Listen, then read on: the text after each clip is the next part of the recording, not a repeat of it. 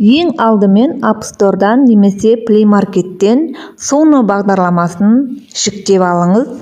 Жүктеп алғаннан кейін ішіне тіркеліп, создать батырмасын басамыз. Өзіңізге ұнайтын өлеңнің мәтінін осы жерге көшіріп әкелетін боламыз. Мысалы, отан туралы әнді жүктеп қойдым.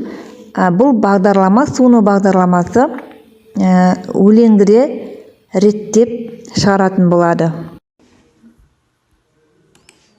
Мен оның түнін сүйем, күнін сүйем, тауындай асқар, өзіңдей ағынды өлең сүйем, қасиеттің тілін сүйем. Бәрінен биік табиғаттың әр гүлін тыңдайды жүрек. Жаным менің кеудемді жарып шық, бос торғайдай шырылдап оған айтарым бақыт мекені мәңгі жап-жасылым.